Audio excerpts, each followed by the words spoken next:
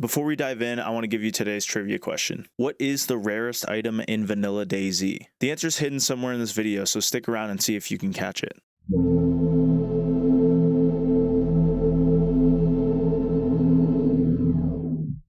Now, to go over all the crafting recipes in DayZ, it would literally take hours. So here I'm just going to go over the necessary crafting recipes that will ensure you can survive your first 30 minutes.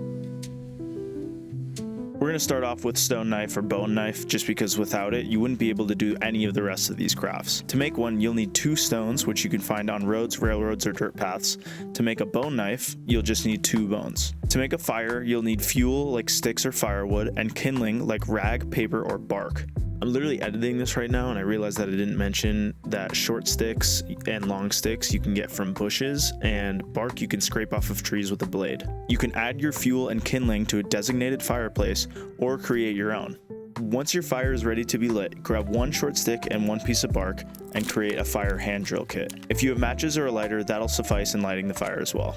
Rope is necessary for a magnitude of crafting recipes, and you can make it a number of ways. You can either combine 12 rags or cut up animal guts with a knife. Kinda gross, but free rope. To make a nice early game backpack, craft together some rope and a burlap sack, making a burlap bag, and then add a few sticks to make it a bigger bag. Torches can be used for warmth and light and essential when playing on Sakal. This can be made with 1 stick and 1 rag, and of course something to light it. Splints are only great when you break your leg. This can be made with 2 short sticks and either 4 rags, a full bandage, or duct tape. Without bandages, 1 single cut could be the end. To survive this without proper bandages, combine alcohol tincture, disinfectant spray, or iodine tincture to rags, sewing kits, bandanas, or shemags. Shemags.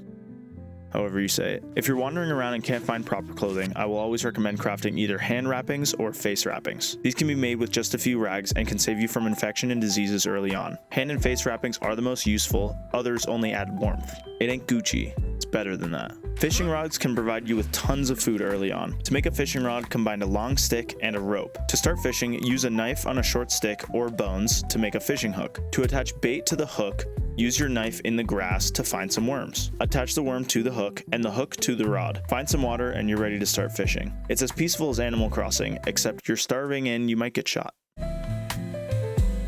As you make your way further inland, you might start running out of storage. A great way to make room for all your dresses is to make a shelter kit with 4 sticks and 1 rope. Once placed, you can add either 8 tanned leather made from animal pelt combined with garden lime, 4 tarps, or 50 short sticks. I always go with short sticks because they're easy to find. It might take you a while, but it's definitely worth it. Stealth gear helps you blend in with your environment. The only downside is that you won't be able to carry a backpack. To make a full ghillie suit, you'll need 10 burlap strips from cutting up a burlap sack and combine it with 2 netting. To complete your outfit, you'll need a ghillie hood, which is made from 2 burlap strips and 1 netting. Perfect if you want to look like a bush and live like one too. Going stealthy can't be done if you're shooting loud. To make a plastic bottle suppressor, combine duct tape and a water bottle. All other suppressors must be found within the game. These also don't last very long, so try to use it wisely. DayZ is basically a full-time job in sewing and duct tape. Do note that once an item is completely ruined, it cannot be repaired at all. Basic clothes like gloves, shirts, and other cotton-based items will need a sewing kit or duct tape to repair. Boots and vests all require a leather sewing kit. Other items like helmets, plate carriers, car parts, and other hard surfaces will all be repairable with epoxy putty. Sharp objects like knives and axes require a sharpening stone. Electronics like flashlights, generators, and just about all weapon sights are repairable with an electrical repair kit. Gun cleaning kits are, you guessed it, for cleaning guns. I don't know if I need to explain the tire repair kit, but I think you guys can figure that out. At this point, you're probably starving after all that crafting, so let's craft something else. Combine a short stick and a metal wire to create a snare trap. Once set, you can add some bait like seeds, meat, fruit, mushrooms, worms, or vegetables. These traps will capture hares, foxes, chickens, and can help you survive another day. Trivia break. Thank you for sticking around this long. If you haven't yet, please leave a like and subscribe if you like this kind of content, and hit that bell for notifications. Without further ado, the answer to the trivia question is night vision goggles. Night vision goggles are the rarest item in vanilla DayZ. These are so rare that the maximum of night vision goggles on an official server is 5. And that does include player inventory. So if 5 people on the server already have them, you're out of luck. You're not going to find any more.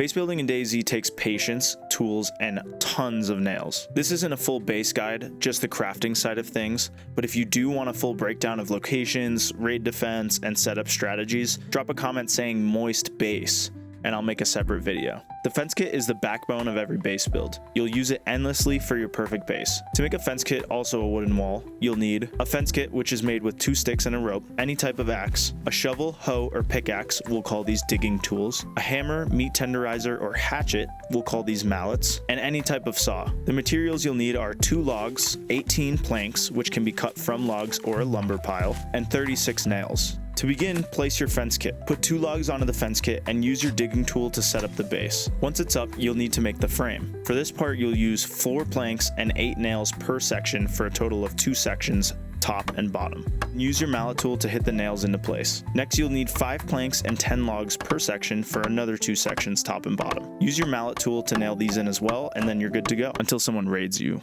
of course. You may attach 3 sheet metal and 12 nails to each section instead of wooden planks to make it a stronger wall. An optional build for this wall includes a platform and stairs, which will take an extra total of 9 planks and 23 nails.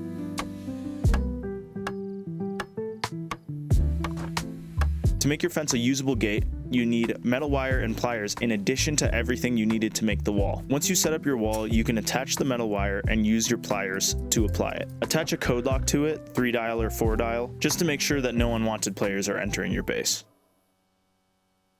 Watchtowers are more of a support or defense structure for your base. You can add up to 3 floors and just add or remove as many walls as you'd like. For the Watchtower kit, you'll need to combine 4 short sticks and 1 rope. For these kits, you will need everything that was mentioned previously for 1 single wall, but many more materials depending on how much of the Watchtower you want to reinforce. Once you place the kit down, you'll notice that on one side it's open, the side that's towards you. This is where the stairs will go, and you cannot build walls on this side of the Watchtower. Now, once that's set up, add 4 logs and use your digging tool to make the base. Add planks and nails for the frames, and then add more planks and nails to complete the wall. Once the first floor is done, you can make a second floor using 20 nails and 10 planks. Add stairs with 18 nails and 6 planks, and then you can repeat the process on the following floor. Just know that on the second floor and up, you will be using your mallet tool to start the base instead of a digging tool. To complete the Watchtower, you'll need 20 nails, 6 metal sheets, and 6 planks for a roof.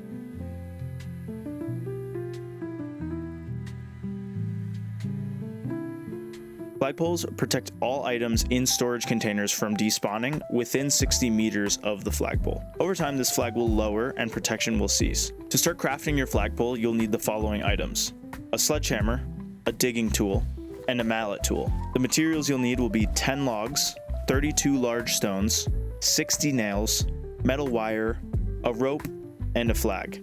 To make this kit, combine 3 short sticks and 1 rope. Once placed, add 1 log and smack it with your sledgehammer.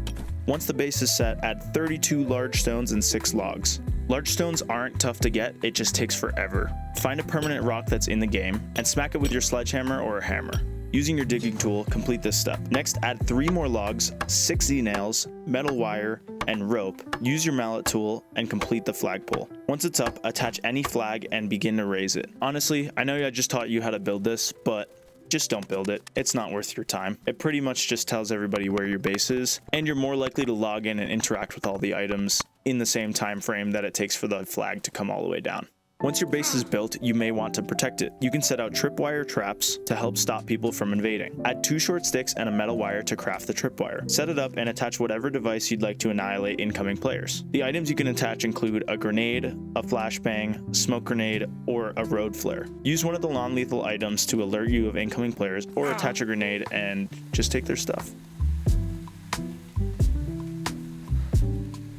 Again, if you made it this far, I really appreciate you watching. Please leave a like and subscribe and hit that bell button if you like what you see. Otherwise, I'll see you all in the next video. Stay wet.